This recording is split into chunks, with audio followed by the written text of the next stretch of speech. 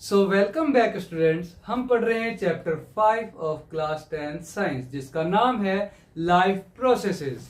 हम life process का पहला प्रोसेस पढ़ चुके थे, जिसका नाम था हमारा न्यूट्रिशन।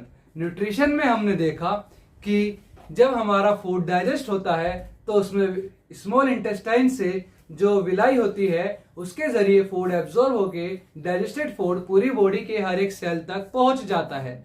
फिर उसके बाद हमने पढ़ा हमारा दूसरा लाइफ प्रोसेस, जिसका नाम था हमारा क्या, रेस्पिरेशन। फिर हमने रेस्पिरेशन में देखा कि हमारे जो एयर होती है हम उसमें से क्या लेते हैं, एयर जब हमारे लंग्स तक जाती है तो उससे ऑक्सीजन हमारी ब्लड के जरिए पूरी बॉडी में हर एक सेल्स तक चली जाती है।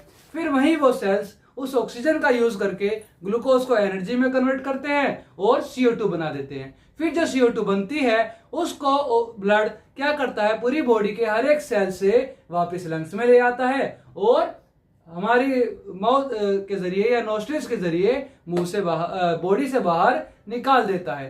तो ये जो हमने देखा कि जो ब्लड है वो न्यूट्रिशंस को भी लेकर जा रहा है, न्यूट्रिएंट्स को भी पूरी बॉडी में, वो ऑक्सीजन को भी ट्रांसपोर्ट कर रहा है और कार्बन डाइऑक्साइड को भी लेकर जा रहा है। तो मतलब जो हमारा ब्लड है वो हमारी बॉडी के अंदर अलग अलग सब्सटेंसेस को, जैसे कार्बन डाइऑक्साइड हो गई, ऑक्सीजन हो गई, हमारे न्यूट्रिएंट्स हो गई, डाइजेस्टेड फूड सब्सटेंसेस या अदर नाइट्रोजनस सब्सटेंसेस होते हैं, कुछ साल्ट्स होते हैं, तो और भी वो काफी सब्सटेंसेस होते हैं जिनको हमारा ब्लड बॉडी में एक प्लेस से दूसरे प्लेस तक लेकर जाता है। और एक प्लेस से दूसरे प्लेस पर लेकर जाने के लिए जैसे हम कोई ट्रांसपोर्ट का यूज करते हैं, ठीक उसी तरह हमारी बॉडी में भी जब ब्लड एक प्लेस से दूसरे प्लेस पर जाता है तो उसको कह देते हैं हम ट्रांसपोर्टेशन सिस्टम इन ऑर्गेनिजम्स। और ये जो ब्लड है हमारा, ये जो हमारी बॉडी में ट्रेवल कर रहा है एक प्लेस से दूसरे प्लेस पर, ये कुछ ऑर्गेनिजम्स, कुछ ऑर्गन्स का यूज करके जो है एक प्लेस से दूसरे प्लेस पर जाता है, हमारी बॉडी के अंदर ट्रांसपोर्ट होता है। वो ऑर्गन्स कौन होते हैं, जैसे कि हमने देखा है हमारे घरों में हम मोटर का यूज करते हैं पानी को ग्राउंड फ्लोर से टॉप फ्लोर तक ले जाने के लिए, जहां पर लगी होती है हमारी सिंटेक्सिस। ठीक उसी तरह से हमारी बॉडी के अंदर भी एक ऐसी पंपिंग मशीन लगी हुई है जो हमारे ब्लड को पूरी बॉडी में सर्कुलेट करती है, जिसका नाम है हार्ट। और हमने ये भी पता होना चाहिए कि जो ब्लड है वो ऐसे खुला तो नहीं घूमेगा हमारी बॉडी में, तो उसको ब्लड को हमारी बॉडी में घूमने के लिए कुछ ट्यूब लाइक स्ट्रक्चर्स चाहिए होते हैं, जिनका नाम हम रख देते हैं ब्लड वेसल्स, जिनमें हमारा ब्लड सर्कुलेट करता है पूरी बॉडी में। तो ये जो हमारा हार्ट हो गया, जो हमारे ब्लड को सर्कुलेट कर रहा है, पंप कर रहा है, जो उसके बाद ब्लड हो गया, और ब्लड वेसल्स हो गई जो कि होती है हमारी आर्टरी, वेन्स और कैपिलरीज। इन सभी को मिलाकर के जो हमारा एक ऑर्गन सिस्टम तैयार होता है, हम उसको कह देते हैं ट्रांसपोर्टेशन सिस्टम या circulation system in our body. तो आइए जानते हैं हम हमारी इन ऑर्गन्स के बारे में जो कि हमारी बॉडी में क्या कर रहे हैं, ट्रांसपोर्टेशन कर रहे हैं। जिसमें पहला है हमारा हार्ट। हार्ट हमारा एक मस्कुलर ऑर्गन है जो कि होता है हमारा एक फिस्ट के साइज का, यानी कि अगर मैं हाथ को ऐसे मुट्ठी की तरह बंद कर लूं तो कुछ इस साइज का हमारा क्या होता है, हार्ट होता है। और वही हार्ट के हमारे होते हैं 4 चैम्बर, क्योंकि हमने रेस्पिरेशन में देखा था कि हमारा जो ब्लड होता है वो ऑक्सीजन भी कैरी कर रहा है और कार्बन डाइऑक्साइड भी कैरी कर रहा है। तो ये जो हमारा अलग अलग ब्लड है जो ऑक्सीजन और कार्बन डाइऑक्साइड कैरी कर रहा है, ये आपस में मिक्स ना हो जाए, उसके लिए हमारे हार्ट में होते हैं 4 डिफरेंट चैम्बर्स। जो और हमारे हार्ट में 2 साइड होती हैं, एक होती है हमारी राइट साइड और लेफ्ट साइड। अपर पार्ट को हम नाम रख देते हैं आर्ट्रियम और लोअर पार्ट को हम नाम रख देते हैं क्या, वेंट्रिकल। अब जो हमारे अपर पार्ट है उसके में भी हमारे 2 साइड है, लेफ्ट और राइट। तो जो हमारा राइट वाली साइड है उसका नाम रखा जाता है राइट आर्ट्रियम, और जो लेफ्ट वाली साइड है उसका नाम रखा जाता है लेफ्ट आर्ट्रियम। और जो हमारा नीचे लोअर पार्ट है हार्ट का, उसकी एक साइड कहलाती है राइट वेंट्रिकल, राइट साइड, और लेफ्ट साइड कहलाती है लेफ्ट वेंट्रिकल। अब जो हमारा हार्ट है वो काम कर रहा है ब्लड को पंप करने का पूरी बॉडी में। तो जो लोअर पार्ट होता है वो ब्लड को पंप करता है पूरी बॉडी में, और जो अपर पार्ट होता है वो ब्लड को रिसीव करता है पूरे बॉडी पार्ट से।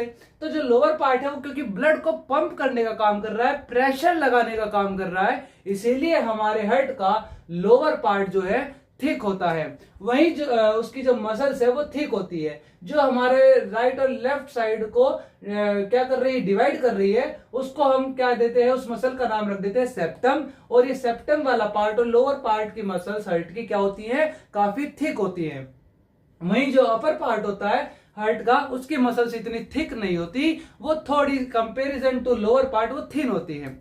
फिर उसके बाद जो आती है क्या, हमारा जो मसल्स है हार्ट की, उनको हम कह देते हैं कार्डियक मसल्स। अब जो हमारी कार्डियक मसल्स है, ये जब ब्लड को पंप कर रही है, कैसे कर रही है, जो हमारा लोअर पार्ट है वो कॉन्ट्रैक्ट करता है, एक तरीके से हिंदी में हम बोल देते हैं सिकुड़ जाता है, क्या करने के लिए, ब्लड को पंप करने के लिए। तो जो हमारा हार्ट की मसल्स यानी कि कार्डियक मसल्स कॉन्ट्रैक्ट करती हैं, उस मूवमेंट को हम कहते हैं सिस्टोल। और जब हमारी कार्डियक मसल्स रिलैक्सेशन होती है यानी रिलैक्स पोजीशन पर आती है, उसको हम कह देते हैं क्या, डायस्टोल। फिर इसके बाद हम जानते हैं हार्ट के बाद आर्टरीज के बारे में। अब जो हमारा हार्ट है, जो लोअर पार्ट है, वो हमारी पूरी बॉडी में ब्लड को लेकर जा रहा है। तो जो हमारा लोअर पार्ट है ब्लड हार्ट का, वो जो है ऑक्सीजनेटेड ब्लड को ट्रांसपोर्ट कर रहा है पूरी बॉडी में। क्यों ऑक्सीजनेटेड ब्लड का मतलब क्या हुआ, हमने देखा था कि हमारे ब्लड में ऑक्सीजन भी घूम रही है और कार्बन डाइऑक्साइड भी घूम रही है। तो हमारा वो ब्लड जो जिसमें कि ऑक्सीजन की कंसंट्रेशन यानी कि ऑक्सीजन की मात्रा बहुत ज्यादा होती है, उसको हम कह देते हैं ऑक्सीजनेटेड ब्लड। और हमारा वो ब्लड जिसके अंदर कार्बन डाइऑक्साइड की मात्रा बहुत ज्यादा होती है, उसको हम कह देते हैं क्या, डीऑक्सीजनेटेड ब्लड। तो हमारा जो ऑक्सीजनेटेड ब्लड होता है वो लोअर पार्ट से जाता है पूरी बॉडी में, और किसके जरिए जाता है, आर्टरीज के जरिए। अब क्योंकि हार्ट प्रेशर लगा रहा है ब्लड को पूरी बॉडी पार्ट्स में भेजने के लिए, तो आर्टरी जो हमारी लोअर पार्ट से ब्लड को लेकर जा रही है पूरी बॉडी में, उसमें कौन सा ब्लड है, प्रेशर वाला ब्लड है। अब प्रेशर वाला ब्लड है तो जो आर्टरी है वो एक ट्यूब है, तो वो डैमेज हो सकती है। तो इसीलिए जो हमारी आर्टरी है उसकी मसल्स कैसी होती है, थिक होती है, मोटी होती है और इलास्टिक होती है। ताकि इलास्टिक बोले तो फ्लेक्सिबल, जैसे खींचने वाली, ताकि वो मसल्स हमारी जो है आर्टरीज की डैमेज ना हो जाए। तो जो हमारी आर्टरीज है वो थिक है, इलास्टिक है, और ये ऑक्सीजनेटेड ब्लड को कैरी करती है हार्ट से सभी बॉडी पार्ट्स तक, ऑर्गन्स तक। फिर उसके बाद जो हमारे जो लंग्स होते हैं, उनका हम नाम रखते हैं पल्मोनरी। लंग्स का एक नाम पल्मोनरी भी होता है। इसीलिए हम लंग्स से कनेक्टेड जो आर्टरी होती है, हमारी जो आर्टरी हार्ट से ब्लड लेकर जा रही है लंग्स तक, हम उसका नाम रख देते हैं क्या, पल्मोनरी आर्टरीज। और फिर उसके बाद ये जो हमारी पल्मोनरी आर्टरी होती है, इसके अंदर होता है डीऑक्सीजनेटेड ब्लड, जो कि हार्ट से कहा जाता है लंग्स से। अभी हमने पढ़ा था कि जो हमारा हार्ट है वो ब्लड से जो हमारा हार्ट है वो ब्लड को लेकर जा रहा है कहां पर, जो हमारा हार्ट है वो ब्लड को ले जा रहा है कहां पर, बॉडी पार्ट्स में, किसके जरिए, आर्टरीज के जरिए। तो जब हमारे हार्ट से ब्लड जा रहा है बॉडी पार्ट्स में, तो आर्टरीज के जरिए जा रहा है। और कैसा ब्लड जा रहा है, ऑक्सीजनेटेड ब्लड जा रहा है। लेकिन एक कंडीशन ऐसी होती है, एक सिचुएशन ऐसी होती है कि जो आर्टरी है उसके अंदर होता है हमारा डीऑक्सीजनेटेड ब्लड। वो कब होता है, जब हमारा हार्ट से ब्लड जाता है कहां, लंग्स में। क्योंकि हार्ट से बॉडी पार्ट्स तक ले जाने वाली वेसल को हम आर्टरी बोलते हैं। तो हार्ट से लंग ले जाने वाली वेसल भी आर्टरी हुई, लेकिन उस वेसल में रहता है हमारा डीऑक्सीजनेटेड ब्लड, क्योंकि वही ब्लड हमारा लंग्स में जाता है, कार्बन डाइऑक्साइड को वहां क्या करता है, रिलीज करता है, और वो कार्बन डाइऑक्साइड बाहर जाती है। फिर उसके बाद ब्लड वहां से ऑक्सीजन लेकर के वापिस आता है। तो हमारे पल्मोनरी आर्टरी में कैसी ब्लड हुआ, डीऑक्सीजनेटेड ब्लड हुआ। फिर उसके बाद जब ये आर्टरीज हमारी ऑर्गन्स तक पहुंच जाती है, तो वो आर्टरीज हमारी और छोटी छोटी वेसल्स में, आर्टरी भी एक ब्लड वेसल ही है, लेकिन आर्टरी फर्दर और छोटी छोटी वेसल और पतली पतली ट्यूब्स में डिवाइड हो जाती है, जिन और पतली पतली ट्यूब्स और पतली पतली स्मॉलर वेसल्स को हम क्या कह देते हैं, कैपिलरीज कह देते हैं। फिर अब हम इसके बाद पढ़ेंगे आगे वेन्स के बारे में। अब आर्टरी के बाद आती है हमारी नेक्स्ट ब्लड वेसल, जो कि है हमारी वेन। अब जैसा कि हमने देखा कि हार्ट से पूरी बॉडी पार्ट्स तक ब्लड ले जाने वाली ट्यूब को या ब्लड वेसल को हमने नाम क्या दिया? आर्टरी का नाम दिया। तो जो पूरी बॉडी पार्ट्स तक ब्लड आ रहा है हार्ट तक, पूरे बॉडी ऑर्गन से जो ब्लड आ रहा है हार्ट तक, वो उस ब्लड वेसल को हम क्या नाम देंगे? वेन्स का नाम देंगे। और जो बॉडी पार्ट्स से जो ब्लड आ रहा है उसमें कैसा ब्लड आ रहा है? कार्बन डाइऑक्साइड वाला ब्लड आ रहा है, क्योंकि पूरे बॉडी के पार्ट्स जो है, ऑर्गन्स जो है सभी, वो सेल्स क्या बना रहे हैं? एनर्जी के साथ साथ और वाटर के साथ साथ कार्बन डाइऑक्साइड बना रहे हैं। तो वो ब्लड उन सभी बॉडी ऑर्गन से कार्बन डाइऑक्साइड को लेकर आता है कहाँ? हार्ट में। तो बॉडी पार्ट से लेकर आने वाली ब्लड वेसल को हमने क्या नाम दिया? वेन नाम दिया। जो बॉडी पार्ट से कहाँ लाती है? हार्ट में लाती है। और ये कैसा ब्लड ला रही है? कार्बन डाइऑक्साइड वाला ब्लड ला रही है, जिसके अंदर ऑक्सीजन की मात्रा कम है। कार्बन डाइऑक्साइड की ज्यादा है और ऑक्सीजन की कम है, इसलिए हमने इसको क्या नाम दिया? Deoxygenated blood. इसको इसलिए हमने नाम क्या दिया? Deoxygenated blood. ये कैरी करती है कौन?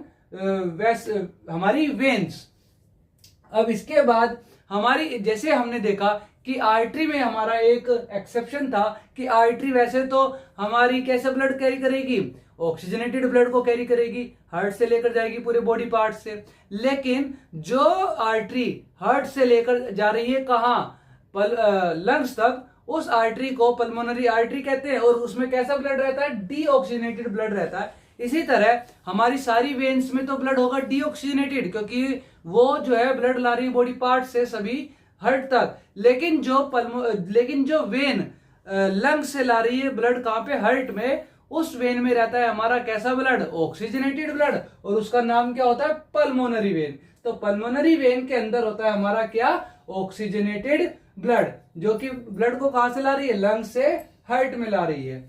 फिर उसके बाद अभी जो हमारा ब्लड है ये कहाँ जाता है? हार्ट के अंदर आता है। कैसा? ऑक्सीजनेटेड ब्लड हो जाता है ये पल्मोनरी वेन से आने के बाद। फिर उसके बाद ये जो ऑक्सीजनेटेड ब्लड है ये जब आर्टरी के जरिए पूरी बॉडी पार्ट में जाता है तो वो आर्टरी जो है फर्दर डिवाइड हो जाती हैं और छोटी छोटी ट्यूब्स में, जिसको मैंने बताया था अभी, हमने नाम दिया था क्या? कैपिलरीज। और फिर वही कैपिलरीज जो होती हैं आगे चल के कंबाइन हो जाती हैं और क्या बन जाती है? वेन्स बन जाती है। तो ये जो कैपिलरीज हुई क्या हुई है हमारी? ये हमारी स्मॉलेस्ट ब्लड वेसल्स हुई, जो कि जिनकी थिकनेस सिर्फ इतनी है, जिनकी जो मोटा थिक वो सिर्फ इतनी है जितना कि एक सेल। इसीलिए हम इसको कहते हैं कि ये 1 सेल थिक है। कौन? हमारी कैपिलरीज।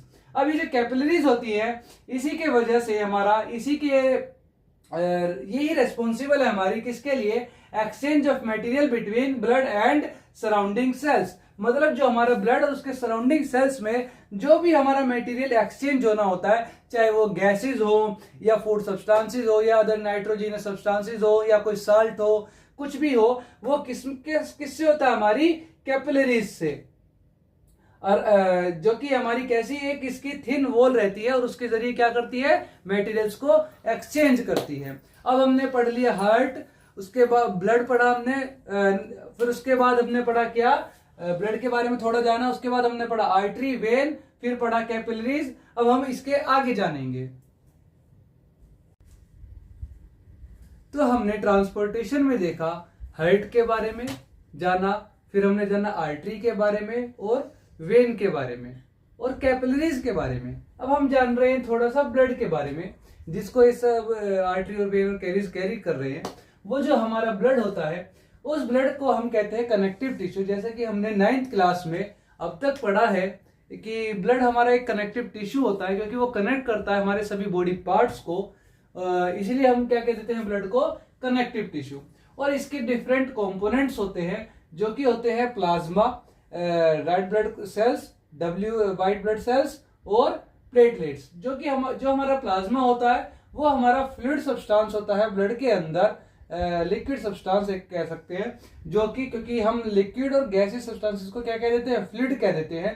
तो इसलिए हमने बोला कि जो प्लाज्मा है हमारा ब्लड के अंदर, जो लिक्विड सब्सटेंस है, उसको हमने क्या नाम दिया? प्लाज्मा। वो क्या है? मोस्टली वाटर का बना हुआ है।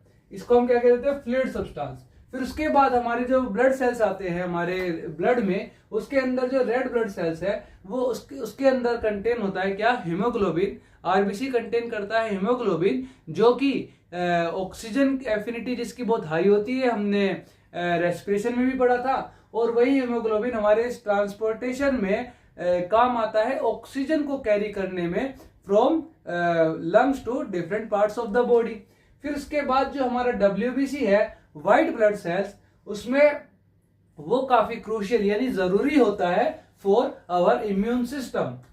फिर उसके बाद जो है हमारा अगला ब्लड कंपोनेंट, प्लेटलेट्स।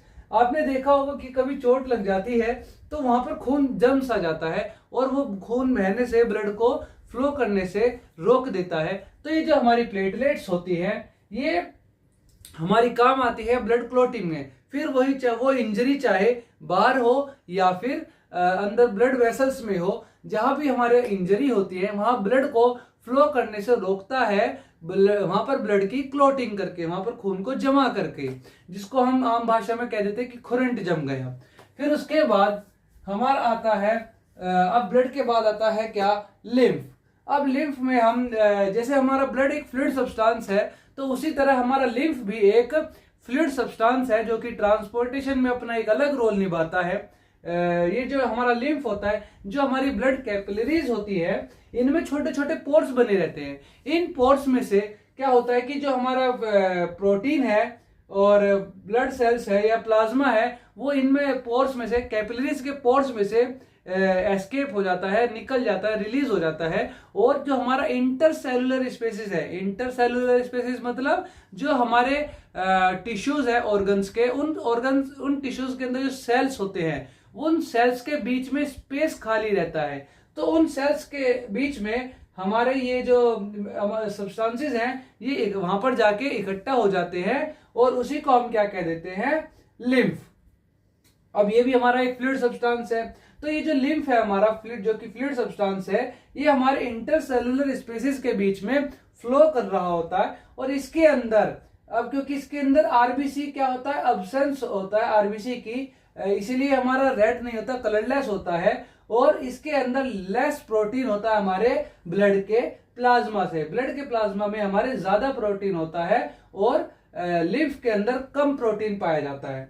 फिर उसके बाद जो हमारा ये लिम्फ है, ये डाइजेस्टेड और एब्जॉर्ब फैट को, जो कि इंटेस्टाइन से एब्जॉर्ब हुआ था, फैट, डाइजेस्टेड फैट हमारा इंटेस्टाइन से जो एब्जॉर्ब हुआ था, उस फैट को, और जो एक्सेस फ्लूइड, एक्सेस मतलब ज्यादा मात्रा में जब कोई फ्लूइड हमारा इकट्ठा हो जाता है इंटरसेलुलर स्पेसिस, सेल्स के बीच में, जो हमारे सेल्स के बीच में जो स्पेस रहता है, उनके बीच में जो एक्सेस फ्लूइड हो जाता है, उसे भी और हमारे ये डाइजेस्टेड और एब्जॉर्ब फैट को भी कहां भेज देता है, वापस से ब्लड में भेज देता है। और ये जो हमारी लिम्फ होती है, ये एक ड्रेनेज सिस्टम, आप सबने पढ़ा होगा, एक जैसे नालियों का एक सिस्टम बना रहता है, ड्रेनेज सिस्टम, कुछ इस तरीके से सेल्स के बीच में जो स्पेस खाली रहता है, उस स्पेस में ये फ्लो करता है। और उन स्पेसिस को मिलाकर के हम एक कह देते हैं कि ये लिम्फ का एक ड्रेनेज सिस्टम बना हुआ है, तो उनको हम कह देते हैं लिम्फेटिक कैपिलरीज। और वो लिम्फेटिक कैपिलरीज आगे चल के कंबाइन होती हैं और बनती हैं बड़ी लार्ज लिम्फ वेसल्स, और वो बड़ी लार्ज लिम्फ वेसल्स फाइनली आगे जाके मिल जाती हैं किसमें, वेन्स में। ये हो गया हमारा लिम्फ के बारे में। अब हम पढ़ेंगे हमारा सर्कुलेशन ऑफ ब्लड, मतलब हमारी बॉडी के अंदर अब तक हमने जाना हमारे अलग अलग हमारे ट्रांसपोर्टेशन और सिस्टम के और सभी ऑर्गन्स के बारे में, जिसमें heart, artery, when, plasma, blood, lymph, ये सब आ जाते हैं। अब हम जानेंगे कि जो हमारा ट्रांसपोर्टेशन सिस्टम है, जिसके अंदर हमारा ब्लड फ्लो कर रहा है, वो कर कैसे रहा है, जिसको हम क्या कहते हैं, सर्कुलेशन ऑफ ब्लड। या फिर अगर हम ह्यूमंस की बात करें तो ह्यूमंस में कहते हैं इसे डबल सर्कुलेशन ऑफ ब्लड, जो कि हम पढ़ेंगे अगली स्लाइड में।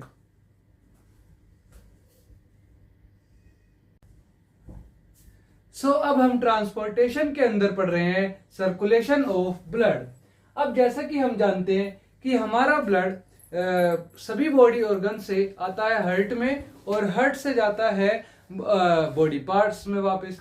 तो ये सर्कुलेशन हमारा हार्ट के अंदर होता कैसे है, हमें यही देखना है कि जैसे कि मैंने बताया, हमने रेस्पिरेशन में पढ़ा कि हमारे सभी बॉडी पार्ट्स क्या करते हैं, रेस्पिरेशन के दौरान ऑक्सीजन का यूज करके ग्लूकोज को कन्वर्ट करते हैं एनर्जी में, और वहां पर क्या रिलीज करते हैं, कार्बन डाइऑक्साइड करते हैं। तो सभी बॉडी पार्ट्स से वही कार्बन डाइऑक्साइड लेकर हमारी जो वेन होती है वो आ जाती है कहाँ, हमारे राइट आर्टरियम में। अब ये मेरा क्या है, राइट साइड है, तो मेरी हाइट की राइट साइड होगी, और यहीं पर क्या होगा, मेरा राइट आर्टरियम। तो यहाँ पूरे बॉडी पार्ट्स से जो मेरे बॉडी ऑर्गन्स है अलग अलग, उन सब से जो कार्बन डाइऑक्साइड रिलीज होती है उसको ब्लड कैरी करके लाता है, और कहाँ पर ले आता है, हमारे राइट आर्टरियम में। और वो राइट आर्टरियम में किसके जरिए ला रहा है, हमारी वेन के जरिए। और जो हमारी सबसे बड़ी वेन है वो क्या है, वेना केवा। अब जब हमारा ब्लड जो है हमारे अलग अलग बॉडी पार्ट से आ रहा होता है लेकर के कार्बन डाइऑक्साइड, किसके जरिए, वेन के जरिए, तो वहां पर तो कोई पंप करने के लिए ऐसा ऑर्गन होता नहीं है। जैसे हमारा हार्ट है वो तो ब्लड को पंप करता है, जिस वजह से हमने पढ़ा आर्टरी के अंदर हमारी आर्टरी जो थिक होती है, इलास्टिक होती है। लेकिन वेन के पास कोई ऐसा ऑर्गन नहीं है जो पीछे से उसको पंप कर रहा है ब्लड को आगे भेजने के लिए। इस वजह से वेन्स के पास कोई एक्स्ट्रा प्रेशर नहीं होता, जिस वजह से हमारी जो वेन होती है वो थिन होती है और नॉन इलास्टिक होती है। लेकिन हमारे वेन के अंदर क्या लगे होते हैं, कुछ वॉल्व लगी होती हैं जो कि ब्लड को ऐसे ऊपर की तरफ फ्लो करती है। लेकिन अगर ब्लड जो है वापस पीछे आने लगे तो ये जो वॉल्व हैं ये इस तरीके से बंद हो जाती हैं, जो कि ये एंश्योर करती है कि हमारा जो ब्लड है वो एक ही डायरेक्शन में फ्लो करे, वापस से नीचे ऑर्गन्स की तरफ फ्लो ना करने लग जाए। तो यही एंश्योर कौन करती है, वेन्स के अंदर वॉल्व एंश्योर करती है। फिर जब हमारा ब्लड वेन्स के जरिए आ जाता है राइट आर्टरियम में, वहां से हमारा जो ब्लड है वो जाता है राइट वेंट्रिकल में। अब राइट आर्टरियम से जो राइट वेंट्रिकल में ब्लड जाता है वो भी हमारे हार्ट के अंदर किसकी मदद से जाता है, वॉल्व की मदद से जाता है। जो ये हमारा आर्टरियम पार्ट है, अपर पार्ट, वहां से जब भी ब्लड जाना होता है नीचे वाले पार्ट में, तो बीच में क्या लगी होती है, हमारे हार्ट में वाल्व लगी होती है।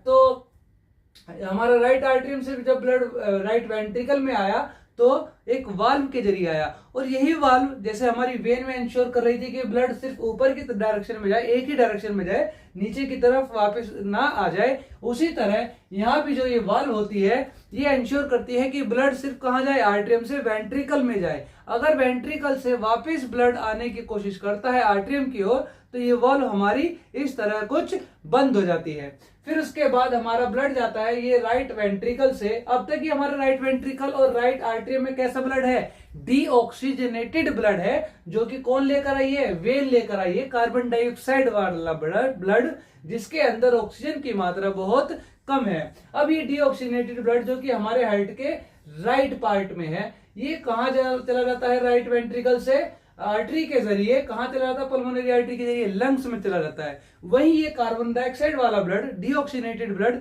वहां पर लंग्स में कहाँ छोड़ देता है, एल्वियोलर सैक में कार्बन डाइऑक्साइड को रिलीज कर देता है, वह कार्बन डाइऑक्साइड बाहर आ जाती है, और उन्हीं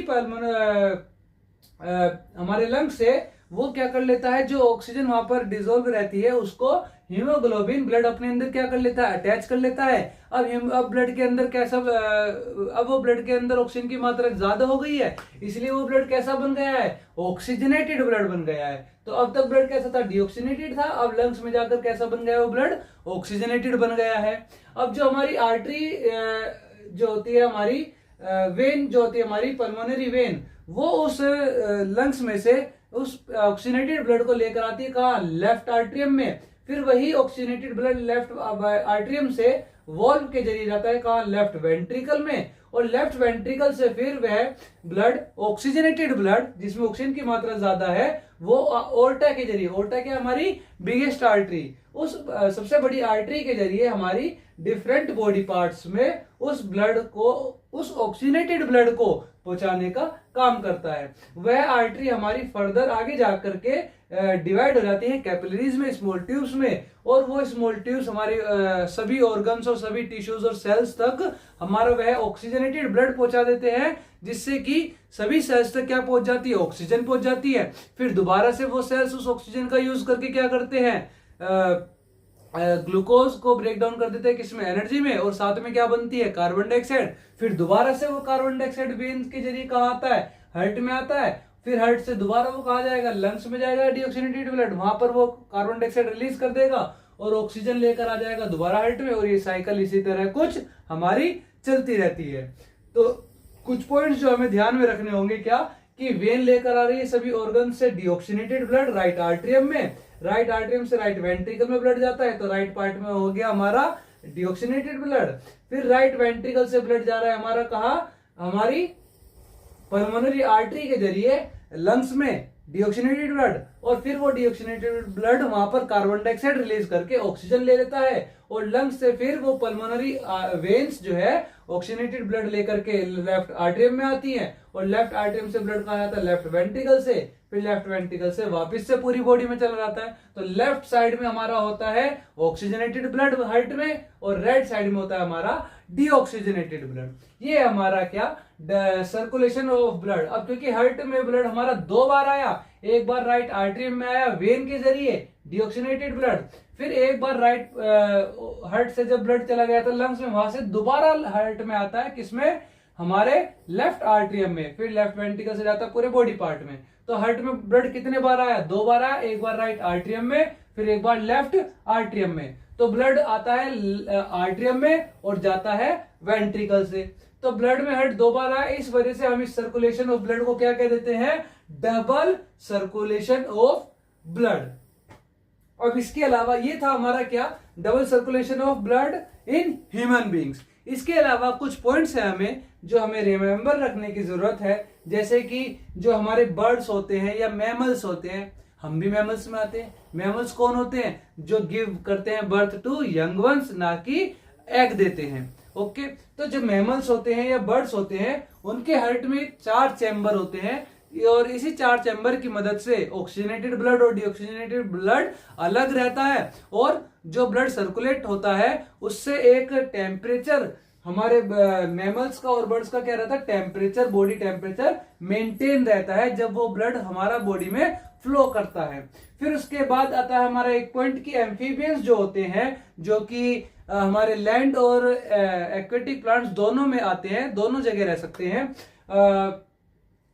समुद्र में भी और जमीन पर भी। और उसके अलावा जो रेप्टाइल्स होती हैं, मोस्टली रेप्टाइल्स, इनके क्या होते हैं, 3 चैम्बर्ड हेड होते हैं, क्योंकि ये थोड़ा मिक्सिंग ऑफ ब्लड टॉलरेट कर सकते हैं। उनकी बॉडी कुछ इस तरह से बनी है कि वो ऑक्सीनेटेड ब्लड और डीऑक्सीनेटेड ब्लड का मिक्स होना थोड़ा टॉलरेट कर सकते हैं। फिर उसके बाद आती है हमारी फिशेज, और फिशेज के कितने चैम्बर होते हैं, सिर्फ 2 ही चैम्बर होते हैं। वो क्या लेते हैं, वाटर को अपनी बॉडी के अंदर लेते हैं गिल्स के जरिए, वहां से वो उस वाटर में से क्या लेते हैं, ऑक्सीजन लेते हैं, को एब्जॉर्ब करते हैं और बॉडी में भेज देते हैं। फिर बॉडी से कार्बन डाइऑक्साइड आती है और उस ब्लड में मिलके बाहर चली जाती है। तो सिर्फ एक ही बार उनके बॉडी में ब्लड आता है और एक बार जाता है, तो इसलिए फिशेज के पास कितने चैम्बर है, सिर्फ 2। तो ये थे हमारा ट्रांसपोर्टेशन इन ह्यूमन बींग्स देखा हमने, और कुछ पॉइंट्स देखे हमने एम्फीबियंस, रेप्टाइल्स और फिशेज के भी। अब आगे हमारा अगला टॉपिक होगा, जैसे कि हम सब जानते हैं, हमारा आखिरी लाइफ प्रोसेस एक्सक्रीशन। वो हम करेंगे हमारी नेक्स्ट वीडियो में। Thank you.